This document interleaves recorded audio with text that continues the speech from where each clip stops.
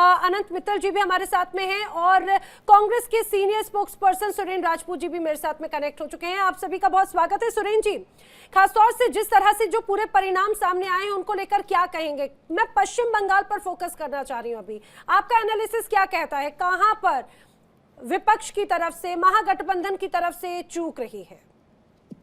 देखिए, हम लोग तो चुनाव लड़ रहे हैं, जनता के बीच में चुनाव लड़ रहे हैं। हम लोगों ने कभी डिसाइसिव बात की नहीं, बांटने वाली बात की नहीं। हम लोग तो सभी लोगों को साथ लेके चलने वाली बात करते हैं। अभी चुनाव के रुझान आपके सामने दिख रहा है, जिससे भारतीय जनता पार्टी आगे दिखाई दे रही है। लेकिन भारतीय जनता पार्टी का चुनाव का मुद्दे क्या थे वहां? अगर आप ध्यान से देखेंगे नैना, तो भारतीय जनता पार्टी के चुनाव के मुद्दे हिंदू हिंदू हिंदू हिंदू, मस्जिद के नीचे मंदिर खोजना, घुसपैठिए। नहीं, लेकिन सुरेंद्र जी, इस बार तो ममता बनर्जी को भी मंदिर मस्जिद की सियासत करने पर मजबूर होना पड़ा ना। वो तो खुद मंदिर जाती हुई नजर आई, व्रत रखने की बात करती हुई नजर आई। देखिए, फिर से मैं ममता जी का स्पोक्स पर्सन नहीं हूँ। ममता जी का मिस रूल रहा ना 15 साल, मिस रूल रहा। वहां पर लोगों का भ्रष्टाचार हुआ, वहां कट मनी की बात आई, वहां तमाम चीजों की बात आई। वहां पर आम जनता लोगों से परेशान थी। ममता बनर्जी की जो भ्रष्टाचारी लोग थे उनसे परेशान थी। तो उसको लेकर के अगर किसी तरीके का कोई आउटरीच है, वो तो अपनी जगह पर है, वो होना भी चाहिए। लेकिन अगर भारतीय जनता पार्टी उस आउटरीच के खिलाफ चुनाव लड़े तो समझ में आती है। लेकिन भारतीय जनता पार्टी या शुभेंदु अधिकारी या नरेंद्र मोदी जी किस चीज पर चुनाव लड़ रहे थे? लेकिन चुनाव तो वो उन्हें वहां की जनता सराह भी रही है। अगर आपने इस बात का जिक्र किया कि मंदिर मस्जिद की राजनीति बीजेपी कर रही है, लेकिन उसी आधार पर अब नतीजे भी आ रहे हैं। हाँ, नतीजे आ रहे हैं। मैं इस बात से आपकी सहमत हूँ। नतीजे आने का मतलब ये थोड़ी होता है कि आप गलत को गलत नहीं कहेंगे। जो चीज गलत है वो गलत है, और वो अगर गलत चीज से आपको सही नतीजे मिल रहे हैं आप लोग, तो उससे लोकतंत्र मजबूत नहीं हो रहा है, उससे संविधान मजबूत नहीं हो रहा है। उससे देश में अगर आप कहीं विभाजन की राजनीति कर रहे हैं या सांप्रदायिकता की राजनीति कर रहे हैं, तो निश्चित तौर पर उससे देश को भी नुकसान, उससे समाज को भी नुकसान है, उससे लोकतंत्र को भी नुकसान है। अच्छा सुरेंद्र जी, अगर असम की बात करें, असम में तो कांग्रेस अपनी अच्छी भूमिका में रखी है हमेशा से, लेकिन इस बार का चुनाव थोड़ा सा चुनौतीपूर्ण रहा ऐसा लगता है, क्योंकि अभी मैं देख रही हूँ गौरव गोगोई अपनी जो क्षेत्र की सीट है उससे काफी ज्यादा पीछे हो गए और कांग्रेस के कई सीनियर लीडर्स बहुत ज्यादा पीछे चल रहे हैं। मैं इस बात से सहमत हूं आपकी। चुनाव हम लोगों ने बहुत अच्छा लड़ा, लेकिन हार और जीत तो जनता को तय करनी है। जिस तरीके से चुनाव में वही काम जो बंगाल में काम शुभेंदु अधिकारी कर रहे थे, उससे 100 गुना जहरीला काम हिमंता बिस्वा शर्मा कर रहे थे वहां पर। वो तो आपके सामने, कहीं ऐसा तो है नहीं। उस दिन तो हिमंता बिस्वा शर्मा ने तो अपनी कोई, शुभेंदु अधिकारी तो फिर भी ढक छुप करके काम कर रहे थे, तो लेकिन ये हिमंता बिस्वा शर्मा तो खुलेआम। लेकिन जनता ने उनका साथ दिया ना अल्टीमेटली सुरेंद्र जी। जनता के साथ देने का मतलब ये नहीं है कि उनकी सांप्रदायिकता सही हो गई। जनता ने उन्हें चुना, उसकी उनको बधाई मिलनी चाहिए, कोई इशू नहीं है। लेकिन इसका मतलब ये थोड़ी है कि आपको जनता ने चुन लिया है तो आप सांप्रदायिकता, जब देश का कोई कानून है या देश में कोई संविधान है या देश में कोई लोकतंत्र है, बहुलतावादी लोकतंत्र है। लेकिन अगर आप यहाँ पर आइसोलेशन की बात करेंगे, हर जगह पे हिंदू मुसलमान की बात करेंगे, मस्जिदों के नीचे मंदिर खोजेंगे, मजारों पर अगर आप झंडे लगाएंगे, तो आप चुनाव जीत सकते हैं। लेकिन चुनाव को जीतने से आप जनता के किसी मुद्दे को हल कर पाएंगे? लेकिन सुरेंद्र जी, इस बार तो जनता की तरफ से भी ऐसा लगा कि शायद वो चाहती है कि हिंदुओं की आवाज उठाने वाला कोई तो ऐसा आया, और खासतौर से पश्चिम बंगाल में हिंदुओं को हमेशा दबा कुचला या बड़ी हिंसा के तौर पर देखा जाता था। इस बार क्या वो हिंदुओं की वोट बैंक चले गए हैं बीजेपी की तरफ? देखिए नैना, अगर आप हिंदू और हिंदू की बात करेंगे तो आप कुछ मत करिए, हिंदुओं को ही 50 रुपए लीटर डीजल दे दीजिए या पेट्रोल दे दीजिए। आप हिंदुओं को ही 2 करोड़ वोट क्या नाम रोजगार दे दीजिए। आप हिंदुओं को ही 15 लाख रुपए दे दीजिए। आप हिंदू किसानों की ही आय दुगनी कर दीजिए। आप हिंदू मजदूरों की ही घर पर छत दे दीजिए, सबके घरों पर छत दे दीजिए। आप हिंदुओं के लिए डॉलर जो है 50 रुपए में कर दीजिए। आप जो ट्रेड डील हुई है, जिसमें हमारा किसान अगर अमेरिका में कोई सामान बेचता है तो उसमें 18% टैरिफ लगेगा, और उनका किसान अगर हिंदुस्तान में सामान बेचता है तो 0% टैरिफ लगेगा। हिंदू किसानों को ही 0% टैरिफ पर अपना सामान एक्सपोर्ट करने के लिए दे दीजिए। हिंदू व्यापारियों को जो मेन मुद्दे हैं, जहां से दुनिया चलनी है, जहां से समाज चलना है, जहां से लोगों की रोजी और रोटी चलनी है, अगर आप उन मुद्दों को विषयांतर आनंद मित्तल जी, करके। बिल्कुल सुरेश जी, आपकी बात एकदम जायज है, लेकिन मुझे समझ ये नहीं आ रहा कि ये बात क्या आम जनता को नहीं समझ में आ रही है। आम जनता किस पर विश्वास कर रही है? आम जनता अगर हिंदुत्व के मसले पर वोट दे रही है तो विश्वास उन्हें होगा ना कि अगर हिंदू की बात कर रही है पार्टी, बीजेपी अगर बात कर रही है, तो हमें वो मूलभूत चीजें भी देगी। मुझे कहना नहीं चाहिए, लेकिन थोड़ी सी कड़वी बात है मैम। एक चीज बड़ी स्पष्ट जान लीजिए कि भारतीय जनता पार्टी और मेन स्ट्रीम मीडिया, ये दोनों का एक जो गठबंधन लोगों को विषयांतर कर रहा है, भ्रमित करने की कोशिश कर रहा है। एक तरफ 80 करोड़ लोगों को 5 किलो राशन पर जीने के लिए मजबूर कर रहा है, और दूसरी तरफ अडानी और अंबानी को देश के 95% संसाधनों पर कब्जा दे रहा है, और जिसकी वजह से 80 करोड़ लोगों को 5 किलो हमेशा मिलता रहेगा। लेकिन क्या 80 करोड़ लोगों में से किसी को अडानी और अंबानी बनने की इजाजत नहीं मिलेगी? तो जब इन मुद्दों पर बात नहीं आएगी, अंबानी क्या आज बने? अडानी अंबानी क्या आज बने बीजेपी के कार्यकाल में 2014 के बाद से? बिल्कुल, आपकी बात से मैं सहमत हूं। आपकी ऐसा नहीं कि अडानी अंबानी आज बने, लेकिन हमारे कार्यकाल में अनेक अडानी और अंबानी बने थे। भारतीय जनता पार्टी के कार्यकाल में सिर्फ 2 अडानी और अंबानी ही बने हैं। बाकी सारे के सारे हमारे मित्र जितने लोग हैं, चाहे वो बजाज हो, चाहे किर्लोस्कर हो, चाहे वेदांता के अनिल अग्रवाल हो, और चाहे मैं सैकड़ों आपको बिजनेसमैनों के नाम बता सकता हूं। अच्छा सुरेन जी, लेकिन एक और बात रही। अगर सुनिए, जी, जब सवाल अच्छा, किया कीजिए तो जवाब पूरा बोलिए। अच्छा, ये बड़ी एक खराब बात हो जाती है कि आधी बात आ जाती है। नहीं, मैं यही जानना चाह रही हूँ कि क्या पश्चिम बंगाल में भी ये भ्रष्टाचार जैसे मसले क्या प्रमुखता से रखे हैं? क्योंकि आपने वही कहा ना कि कुछ लोगों का अगर फायदा हुआ, नेपोटिज्म का भी क्या मसला पश्चिम बंगाल जैसे चुनावों में या तमिलनाडु के परिणामों में नजर आ रहा है? क्योंकि आपने भ्रष्टाचार का जिक्र किया। दोनों जगहों पर मैं, आप पहले मेरी बात पूरी हो जाने दीजिए, कि देश में अगर क्रॉनिक कैपिटलिस्टों को, सिर्फ 2 या 3 लोगों को या अमेरिका को ही अगर हिंदुस्तान को आप आर्थिक संसाधनों पर कब्जा दे देंगे, तो हिंदुस्तानियों को तो 5 किलो राशन पर आप हमेशा जिंदा रखेंगे। ये जो भारतीय जनता पार्टी का जो तरीका है काम करने का, ये देश के लोकतंत्र को भी, आपको भी, हमको भी, आज आपको नहीं परेशानी हो रही है, लेकिन कल आपको भी परेशानी होगी। अब आप आ जाइए भ्रष्टाचार पर। भ्रष्टाचार जहां पर भी होगा, हम तो ममता बनर्जी के भी भ्रष्टाचार के खिलाफ लड़ रहे थे ना चुनाव वहां। ऐसा तो है नहीं कि हमने ममता बनर्जी को कोई क्लीन वो दे दिया था या हम उनके साथ सहयोगी हो गए थे। हम तो 294 सीटों पर ममता बनर्जी जिनकी सरकार थी उन्हीं के खिलाफ चुनाव लड़ रहे थे ना। लेकिन भारतीय जनता पार्टी ने वहां पर चुनाव भ्रष्टाचार के खिलाफ कम, भारतीय जनता पार्टी ने झूठ के साथ सहारे से आप लोगों के साथ मिलकर के बहुत अच्छा चुनाव लड़ा। उन्होंने सांप्रदायिकता पर चुनाव लड़ा। सुरेन जी, केरलम मुझे लग रहा है मोनिका, फिर तो केरलम के जो चुनाव परिणाम है, क्या उनके लिए भी यही प्रतिक्रिया है? केरलम चुनाव के लिए तो हमारी प्रतिक्रिया, जनता जिस तरीके से, हमने तो हिंदू मुसलमान नहीं किया ना। आप हमारा एक बयान दिखा दीजिए जिसमें हमने हिंदू मुसलमान किया हो। आप हमारा एक बयान दिखा दे। हाँ, भ्रष्टाचार की जो 10 साल की सरकार थी केरल की, उसके खिलाफ हमने चुनाव लड़ा और जनता ने हमें मैंडेट दिया। हमने तो हिंदू मुसलमान नहीं किया ना वहां, हमने तो वहां मंदिर मस्जिद नहीं किया ना। अगर आप एक बयान हमारा दिखा दीजिए तो मैं राजनीति से संन्यास लेने को तैयार हूं, केरल में अगर हमने इस तरीके का कोई काम किया हो तो। हम लोग देश के संविधान के अनुसार सबको, हिंदू मुस्लिम सिख ईसाई सबको बराबर की बात करते हैं। लेकिन भारतीय जनता पार्टी क्या कर रही है, ये आज की डेट में आपके लिए प्रश्न है। मुझे बताइएगा, अभी तक जो मुस्लिम वोट बैंक रहा है, कोर वोट बैंक रहा है खासतौर से, वो कांग्रेस का, और एक बड़ा धड़ा पश्चिम बंगाल से आता है। असम में तो मुस्लिम या अल्पसंख्यकों की बात हमेशा से जोर शोर से उठाई जाती रही है। क्या वो धीरे धीरे छिटक चुका है कांग्रेस से, ना सिर्फ टीएमसी से, वो सारा वोट बैंक जा चुका है बीजेपी की तरफ? ये आत्ममंथन का वक्त जरा साझा कर ले, फिर आप अपना सवाल जरूर पूछ लीजिएगा। भवानीपुर से एक खबर आ रही है, 9वें राउंड की काउंटिंग के बीच भवानीपुर से ममता बनर्जी आगे नजर आ रही है। ये अपडेट जरा दर्शकों को बता रहे, भवानीपुर सीट पर 9वें राउंड की काउंटिंग के बीच एक अपडेट आ रहा है, जहां पर ममता बनर्जी लगातार आगे दिखाई दे रही है। निश्चित तौर पर ये टीएमसी के लिए राहत की खबर है, क्योंकि सुबह से चिंता भी बढ़ रही होगी पहले ममता बनर्जी। निश्चित तौर पर सुबह वो सोशल मीडिया पर पोस्ट भी किया और कहा कि ग्राउंड पर नजर बनाए रखिए, अपने कार्यकर्ताओं से कहा चौकस रहिए। इतनी ज्यादा सक्रियता, और आप और हम साथ में एंकरिंग करे थे ना जब सेकंड फेज की काउंटिंग, माफ कीजिएगा, वोटिंग थी, तभी ममता बनर्जी कितनी एक्टिव ग्राउंड जीरो पर नजर आ रही थी। बिल्कुल, इसी पर ही रिएक्शन ले लेते हैं सुरेन जी। बीच में ऐसी खबरें सामने आ रही थी शायद ममता बनर्जी अपनी भी सीट ना बचा पाए, लेकिन राहत की बात यह कि एटलीस्ट थोड़ा आगे बढ़े हैं। सुरेन जी, ऑडियो अनम्यूट कर लें प्लीज। हेलो, मेरी आवाज आ रही है? जी, आ रही है सर। हाँ। यस। मुझे ममता जी की राहत या किसी की चाहत से लेना देना नहीं। लोकतंत्र में जो लोग काम करें उन्हें जीतना चाहिए। लोकतंत्र में सांप्रदायिकता का नाम लेकर के जो दल चुनाव लड़ते हैं उन्हें बैन होना चाहिए।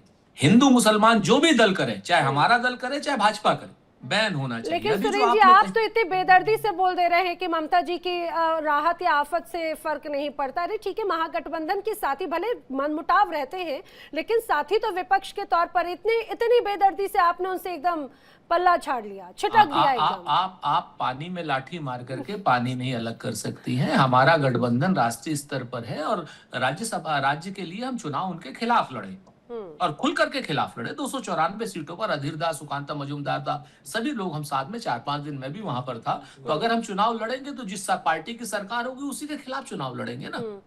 इसमें बेदर्दी और दर्द वाली अगर हमें इतना, हम तो लोकतंत्र के लिए चुनाव लड़ते हैं, हमने तो हिंदू मुसलमान नहीं किया ना वहां। अच्छा, हिंदू मुसलमान की आप इतनी बात करें सर, सुरेंद्र एक और चीज जरा समझाइए। हुमायूं कबीर, आपको लग रहा है उन्होंने या फिर एआईएमआईएम ने खेल बिगाड़ा है?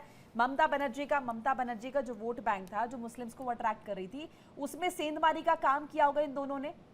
इसका जवाब भारतीय जनता पार्टी और टीएमसी से लेना चाहिए। हुमायूं कबीर भारतीय जनता पार्टी का एक एजेंट है।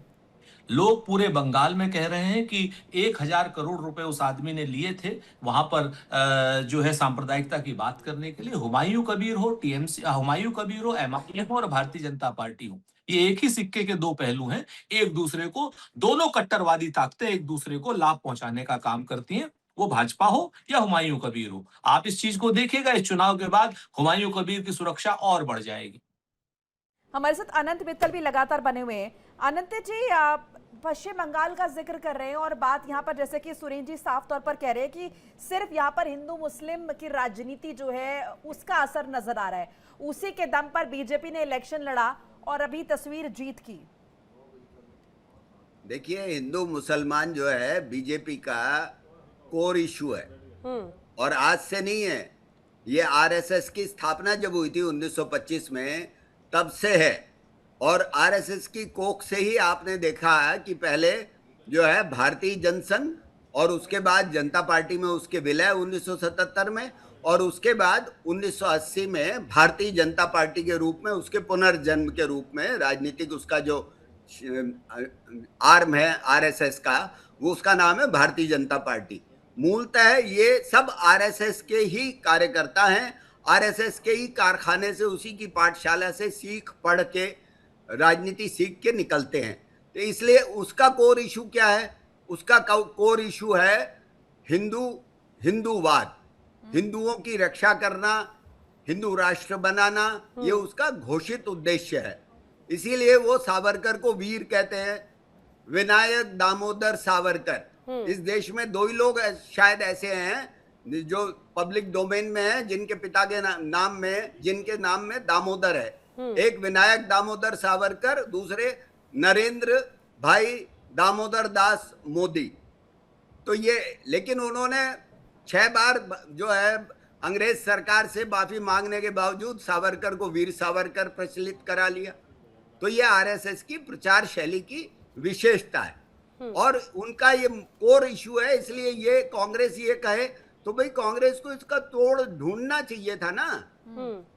और ये आरएसएस की, बीजेपी की ये चेरी ऑन टॉप है।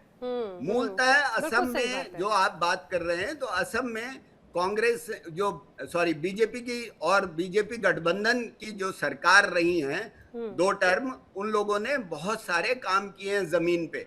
अच्छा अनंत जी, एक और बात अपनी इसी बात में ऐड ऑन कीजिएगा। क्या सर कांग्रेस या विपक्ष की तरफ से, चाहे कांग्रेस हो या टीएमसी, क्या ये तमाम मुद्दे, परिस्थितियां मिसकैलकुलेटेड रही हैं? उनकी रणनीतियां या ओवर कॉन्फिडेंस का नतीजा एक तरह से ये रहा है टीएमसी के लिए भी? ऐसा कुछ नहीं होता ओवर कॉन्फिडेंस। ये पब्लिक की राय है। 5 साल में, आखिरकार 15 साल ममता ने राज किया ना, तो 3 लगातार विधानसभा चुनाव में लोगों ने ममता को ताज सौंपा और इस बार उनको हरा दिया। बीजेपी अगर उनको ज्यादा, conceivably over 100 seats, and you must realize that from 2001 the CPM has 50 seats which they have never lost. This time, for the first time in this century, they will have lost seats that they have never lost in this last quarter of a century. It's also important to understand that for India, it's a major development. तो शशि थरूर को आप सुन रहे थे। इस बीच एक बड़ा update जरा दर्शकों को बताते चले। ममता बनर्जी आज शाम राज्यपाल से मिलने वाली है, सूत्रों के हवाले से बड़ी जानकारी। पश्चिम बंगाल की मौजूदा मुख्यमंत्री ममता बनर्जी आज राज्यपाल से मिलेंगी, सूत्रों के हवाले से जानकारी। और राज्यपाल को अपना इस्तीफा सौंप सकती हैं ममता बनर्जी, ये बड़ी जानकारी मिल रही है, सूत्रों के हवाले से आपके साथ साझा कर रहे हैं। पश्चिम बंगाल में जिस तरीके के नतीजे आ रहे हैं, उन नतीजों के बीच हालांकि अपनी सीट से फिलहाल आगे नजर आ रही है ममता बनर्जी, लेकिन यहाँ पर ये इन्फॉर्मेशन सूत्रों के हवाले से कि आज शाम राज्यपाल से मिलेंगे और इस्तीफा सौंपेंगे। और देखिए ये खबर कई मायनों में महत्वपूर्ण हो जाती है, वो इस लिहाज से कि अभी ये घोषित परिणाम नहीं है, तो क्या ममता बनर्जी ये जो अभी रुझान और सुख और कुछ कुछ जगहों पे जो स्थिति स्पष्ट हुई, अब वो स्वीकार कर चुकी हैं, हार स्वीकार कर चुकी हैं, क्योंकि राज्यपाल से मुलाकात करने की खबर है। सूत्रों के हवाले से माना जा रहा है कि आज शाम राज्यपाल से मुलाकात करेंगी और क्या इसी बीच ही वो अपना इस्तीफा भी सौंप सकती हैं। आनंद जी, ये बहुत ज्यादा जल्दबाजी नहीं हो जाएगा अगर ऐसा है तो? कि मैं इस्तीफा दूंगी राज्यपाल से मिलके। हाँ। ममता बनर्जी ने यह कहा कि मैं शाम को मुलाकात करूंगी। हाँ, सर उस मुलाकात ये के क्या मायने हैं? आप ये नतीजा आप निकाल रही हैं, आप जल्दबाजी कर रही हैं, माफ करें। अच्छा, तो सर इस मुलाकात के क्या मायने हैं, क्या बातचीत होगी? क्या बातचीत? अंदाजा ये लगाया जा सकता है, अंदाजा आप ठीक लगा सकती हैं, इस मामले में लगा भी रही हैं, लेकिन उसको निश्चित तौर पे ये हम नहीं कह सकते, पहली बात। दूसरी बात ये है कि जाहिर है वो 6 बजे के आसपास अगर मिलेंगी तो ये जाहिर है कि तब तक शायद बीजेपी का जो चुनाव आयोग बीजेपी के उन आंकड़ों को बहुमत के आसपास उनको उन विधानसभा क्षेत्रों में जो है जीत का प्रमाण पत्र मिल जाए जो बहुमत के लिए आवश्यक है। तो इसलिए ममता बनर्जी जाके इस्तीफा दे देंगी। ममता बनर्जी क्या आपको बच्ची लगती हैं कि वो एकदम जंप कर जाएंगी कंक्लूजन पे? वो किसी नतीजे पे नहीं अभी कह रही है ना, उन्होंने कहा क्योंकि आनंद जी इसके पहले ममता बनर्जी ने ये भी कहा था कि आखिरी राउंड तक काउंटिंग की हम डटे रहेंगे, आखिरी राउंड तक, और बड़ी पहरेदारी रही उनकी। उनके जो ब्लॉक स्तर के जो एजेंट्स हैं वो बड़े स्तर पर एक्टिव रहे हैं। ममता बनर्जी ने अभी ये कब कहा कि मैं इस्तीफा देने जा रही हूँ? हाँ, हाँ। वो तो डटी हैं। हम लोग we are jumping on the conclusion, she is not saying this. Alright. और कोई भी मैच्योर होगा। अब आप सोचो ना कि आप ममता बनर्जी की बात कर रहे हो तो दिल्ली में भारतीय जनता पार्टी के मुख्यालय में प्रधानमंत्री नरेंद्र भाई दामोदर दास मोदी क्या करने जा रहे हैं 6:30 बजे? वो जीत का ताज सेहरा अपने सिर बांधने जा रहे हैं ना। तो फिर अगर ममता राज्यपाल अच्छा आनंद जी, क्या जीत का सेहरा पीएम मोदी को बंधना चाहिए या नहीं बंधना चाहिए आपके अनुसार? क्योंकि कर रहे हैं जी, क्या बनना चाहिए या नहीं बनना चाहिए? पीएम मोदी अगर जा रहे हैं वहां पे अपने कार्यकर्ताओं के बीच में मुलाकात करने, जाहिर है भाई पार्टी उन्हीं को देगी श्रेय। ये कांग्रेस में हम देखते आए हैं, पहले जवाहरलाल जी, फिर लाल बहादुर शास्त्री, इंदिरा गांधी, राजीव गांधी, नरसिम्हा राव, फिर डॉक्टर मनमोहन सिंह। ये तो होता ही है लोकतंत्र में कि जो है एक बड़ा नेता होता है, उसके वो ध्रुव बनता है, उसके चारों तरफ पार्टी जो है चलती है। यानी जिससे वो मोदी की लहर हम हमेशा से बीजेपी के कार्यकर्ता कहते रहे हैं, और वही मोदी की लहर जो है वो यहाँ पर भी दिखाई दी पश्चिम बंगाल में। कह सकते हैं बीजेपी वाले, ये कह सकते हैं। आपको उसका देखने को मिल ही गया है कि जो उन्होंने झालमुड़ी हाथों में ले रखी है और इसको काफी ट्रेंड है इस समय इलेक्शन को लेकर। झालमुड़ी नहीं तो कमाल किया है, जो ठार है दूर हुआ है। झालमुड़ी कमल खिलाने में मजबूती लाई है। बंगाल में महिलाओं ने जबरदस्त वोट दिया है और कैसे देखिए महिलाएं हमारे सुरक्षित बंगाल में रहेंगी। जो तानाशाही महिलाओं और बेटियों के लिए बंगाल में हो रहा था, दीदी का राज खत्म, दीदी अब कभी नहीं। ये जोश और ये जुज्बा कैसा मैम, कैसा फील कर रही हैं आप? बहुत अच्छा फील कर रहे हैं। ऐसा लग रहा है कहीं पे किसी राज्य का मुझे साम्राज्य मिल गया है। और ये आप देख रहे होंगे नारी बंधन के तहत जो हुआ था, फिर उसके बाद आक्रोश आपस में एक दूसरे को खिलाइए, क्योंकि देखिए ये झालमुड़ी की तस्वीरें आप साफ तौर पे देख सकते हैं। और सभी महिलाएं यहाँ पे खुशी और जोश है, क्योंकि ये अपने आप में अब ऐतिहासिक होता जा रहा है। क्योंकि वेस्ट बंगाल में जिस तरह से जीत है, ये अपने आप में पहली बार वहाँ पे बीजेपी सरकार बनाने की ओर बढ़ रही। वीडियो जर्नलिस्ट सर्वजित सिंह साथ अनुज कुमार, इंडिया डेली, लखनऊ। मित्तल जी, एक बात तो है, प्रधानमंत्री नरेंद्र मोदी हर चीज को एक ब्रांड बना देते हैं। अभी जिस तरीके से झालमुड़ी का जिक्र हो रहा है, ऐसा लग रहा है कि नेशनल फूड बन गया है, हर तरफ झालमुड़ी की बात हो रही है। हाँ, तो दिल्ली में खाते हैं लोग, हम लोग खाते हैं झालमुड़ी। मैं तो उत्तर भारत का रहने वाला हूँ, हाँ। लेकिन खाते हैं हम लोग। तो झालमुड़ी कोई नरेंद्र मोदी के खाने से थोड़ी हो गई, या नरेंद्र मोदी वो कटे हुए कुर्ते पहनते हैं कटी हुई बाजू के, तो मैं तो जो है आज से 50 साल से पहन रहा हूँ खादी का। मतलब आप ये तो आपके तो हिसाब ये से है कि नरेंद्र, वही है कि जब कोई महत्वपूर्ण व्यक्ति उसको पहनता है तो उसकी प्रसिद्धि होती है। और मुझे लगता है और अनुसर हमारे कि यहाँ कई मीडिया बार का ना चरित्र है, उसका उसे श्रेय दे देता है। हाँ, जैसे बिल्कुल। जवाहरलाल नेहरू जो वास्केट पहनते थे, उसका नाम हो गया नेहरू जवाहर जैकेट। जैकेट। तो उसी तरह ये कुर्ता मोदी से जुड़ गया। नहीं, इसको ऐसे तो बहुत खास सारी बात और की भी नहीं। चीजें सिर्फ खाने पीने की और है। मुझे लग रहा है मोनिका, कई बार वो टाइमिंग बड़ा मैटर करता है, किस जगह पर किस चीज का इस्तेमाल हो जाए, किस रूप में, कितने बड़े स्तर पर हो जाए, तो उसका ज्यादा इंपैक्ट पड़ जाता है। वेल, ये तस्वीरें जो है लगातार हम अपने दर्शकों को भी दिखाते जा रहे हैं। जश्न का माहौल है भाई, जश्न का माहौल है पश्चिम बंगाल से लेकर लखनऊ तक, लखनऊ से लेकर राजधानी दिल्ली तक।